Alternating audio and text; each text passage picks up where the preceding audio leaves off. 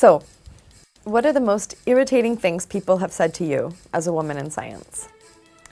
Actually, my high school teachers say that physics is for men. Oh, you got this position because you're a woman. That's the most irritating thing I can think of. Oh, we were surprised you have a technical background. I never thought that a lady dressed like this will have that much knowledge and be that serious and present that good material. She said to me, Amanda, you need to wear more feminine. This is too dull for you. That was kind of ridiculous. And because I was in the field, I was working. Or people have advised me to be careful about not dressing too feminine, or else I might be mistaken for not being a professional. But we're here to prove that it's not true. I'm a scientist by my own right, and I don't want to hear that I got the post only because I was a woman. What's it like being the only woman in the room? I would say I like it because I feel like I'm breaking the boundaries. Have you had such situations any time? All the time. Oh.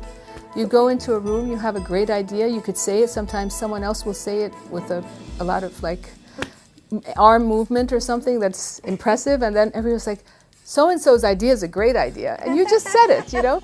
What small steps can we take as a society to make it easier for women to be scientists?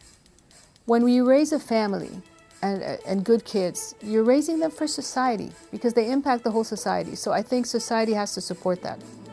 I actually think that each one of us can make the difference and make their support the girls and women around them.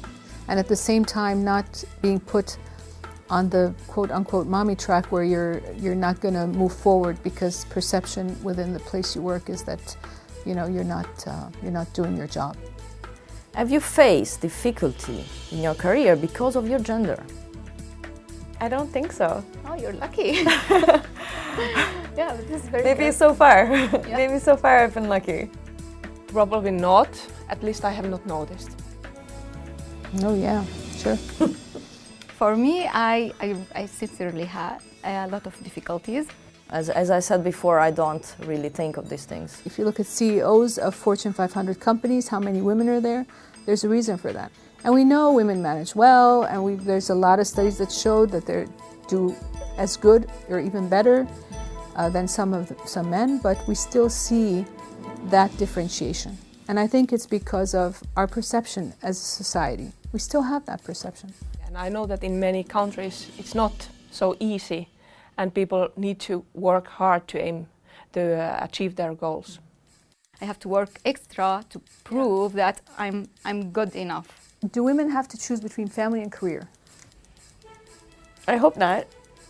I hope that that's not the case anymore. When I was a very young scientist and I had a family, I had children, so at that time I thought that it was difficult to manage. No, I don't think so. Because Marie Curie did the family work and research work, and she won the Nobel Prize twice. But with proper support from the system and the family, I think it's possible, and I have done it. I think we also work in an organization that Absolutely. has policies The in place organization, that absolutely. support the family and support the decision to have a family. This question, it is unfairly asked to women a lot, and it should be asked. To be fair, if it really needs to be asked, then it should be asked to women and men equally. What did people say when you told them you wanted to be a nuclear scientist? I think I have so good self-confidence that nobody had anything to say to it. If I want to do something, I will do it, and I don't care what other people say. Yeah, I definitely had a lot of surprise from my friends and family.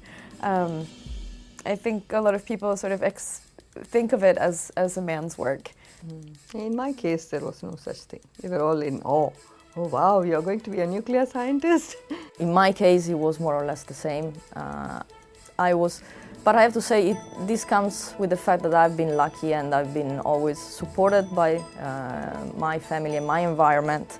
Well, my father said, the world is your oyster. So I was allowed to do anything. I could be anything, anywhere I wanted. You know.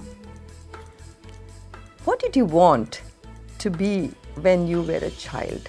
I remember thinking of astronaut or astronomer or something that had to do with discovering and finding out things. So. Okay, since I was 6 years old, I wanted to be a physician. At some point, I want to be a secret agent. So what would you say to a young girl who wants to work in nuclear science? Wow. I will say, please go for it. Please go for it. It's wonderful.